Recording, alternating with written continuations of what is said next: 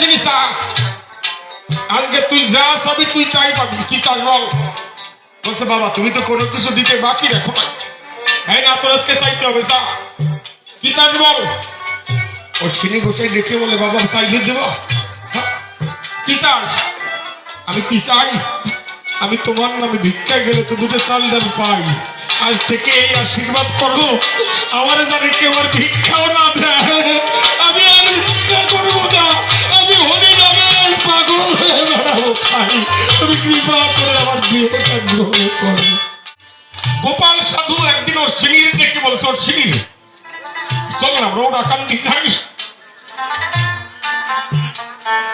এই ওরাকান্দি যেখানে আমার স্বয়ং পূর্ণ ব্রহ্ম ঠাকুর নেমে এসেছে, এই মাটিটার যে কত কত দাম তার কখনো ভাষায় প্রকাশ হয় না। বড় বড় সাধু গোসাই পাগল না আসতো এই ধামে আমার হরিচাঁদ ঠাকুরকে দর্শন করার জন্য। গোপাল সাধু সিন্নির দিকে বলছো, সিনি চল, তুই তো কোনোদিন বাবার কাছে কিছু চাস নাই, আজকে তোরে নিয়ে ওরাকান্দি যাবো, বাবার কাছ থেকে কিছু চাইয়ে আনবো। বাবা আপনারা তো জানেন সেই সময় রামদিয়া বাজারে এসে তারপরে জমির আইলের উপর দিয়ে ওরাকান্দি যেতে হতো, আলির উপর দিয়ে হাঁটা লাগতো। আমি বলি তাই গুরুচাঁদ ঠাকুর বলতেন তোমরা যদি মতুয়া হতে চাও তাহলে গোপাল সাধুর কাছে যাও, কারণ গোপাল সাধুর যে অবদান এটা ভুলার নয়। পিএইচডি পড়তে গিয়েছিল গোপাল সাধুর টাকা, ঠাকুরনগরের যে বাড়িটা ওটাও গোপাল সাধুর দেয়া। বাবা রে, মতুয়া ধর্ম কি এত সোজা যে নিজের কিছু রাখে নাই, সব হরিচরণে দান করে দিচ্ছে। তো সিনির নিয়ে রাম দিয়ে বাজার আসছে, সেই সময় তো রাম দিয়ে বাজারে দুই একখান কম। গোপাল সাধু মিষ্টি নিয়ে আগে আটা দিচ্ছে, ওর সিনি গোসের পিছনে রয়েছে।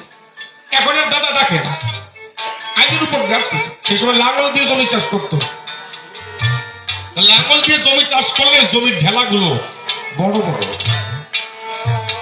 ওর সিনি গোসাই জমির আইনের উপরে বসে পড়ে চিন্তা করে আমি তো বাবার জন্য কিছু নিতে পারবো না,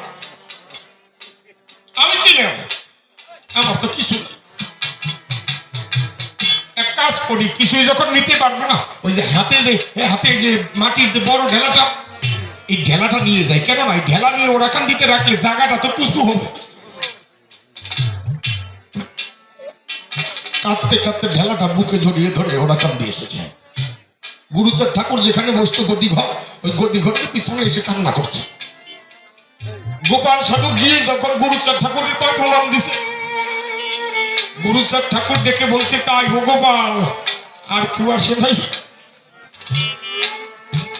কাউকে তো প্রশ্ন করে নাই, শুধু গোপাল সাধুকে প্রশ্ন করেছে। তাই ও গোপাল আর কেউ আসে নাই?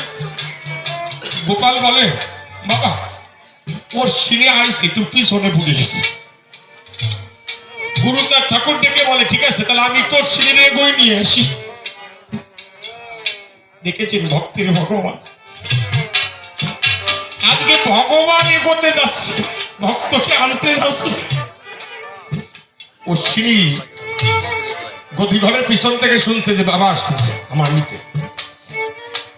আমার হাতে যে মাটির ঢালা, মাটির ঢালাটা করলো কি বুকের উপর রেখে গামছা দিয়ে এমন ভাবে রেখেছে যাতে মাটির ঢালাটা দেখা না যায়, আর ওই চোখের জল মাটির ঢালার উপরে পড়ছে। গুরুচাঁদ ঠাকুর এসে অশ্বিনীরে বলতো অশ্বিনী কত ভক্ত আমার জন্য কত কিছু এনেছে, কত কিছু খেয়েছি, তো তুই আমার জন্য আজকে কি আনছিস? আয় তোর হাতের খাবার খাবো। দেখেছেন ভক্তের পরীক্ষাটা কোথায়? তুই কি এনেছিস দে, ওই তো তোর ওই গামছা জড়াই রাখছিস, কি দে আমি খাবো। অশ্বিনী গোসাই চিন্তা করছে যে মাটির ঢেলাকে বাবাকে দিয়ে যায়, এটা তো খাবার না।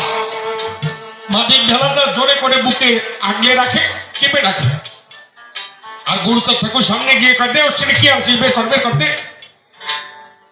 অশ্বিনী পিছনে যাচ্ছে, গুরুচাঁদ ঠাকুর এগোচ্ছে।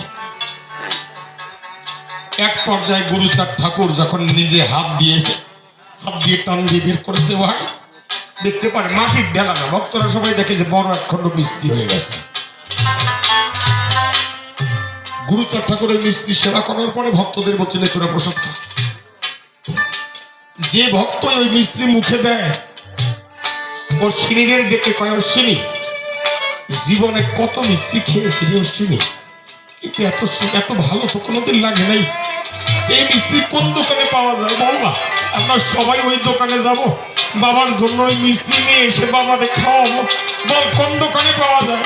গুরুচাঁদ ঠাকুর দিল ধারণা, ওরা কেউ অশ্বিনীকে বিরক্ত করিস না, এই মিষ্টি কোনো দোকানে পাওয়া যায় না, এইটা যার যার দোকানের মিষ্টি হয়। কোনো ভক্ত যদি ভক্তি মিশ্রিত করে চোখের জল দিয়ে একবারে মিশাইয়ে দিতে পারে, এই ভক্তের ভক্তি মিশ্রিতেই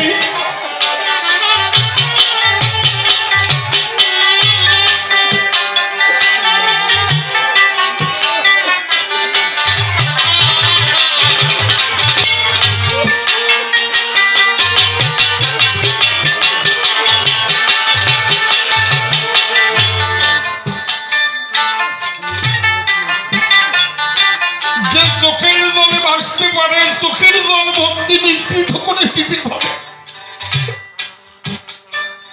আমার ভগবান তার গলে বাধা। গোপাল সাধু ডেকে বলছে, বাবা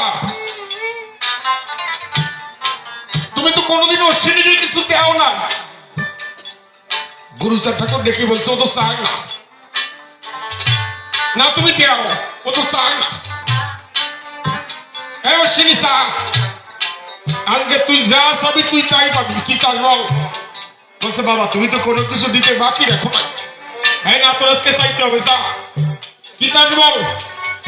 অশ্বিনী গোসাই দেখে বলে, বাবা চাইলে দেব, কি চাস। আমি কি চাই, আমি তোমার নামে ভিক্ষায় গেলে তো দুটো চাল ডাল পাই, আজ থেকে এই আশীর্বাদ করো আমার জানে কেউ আর ভিক্ষাও না দেয়, আমি আর ভিক্ষা করবো না, আমি হরি নামের পাগল হয়ে বেড়াবো খাই, তুমি কৃপা করে আমার দেহটা গ্রহণ করো।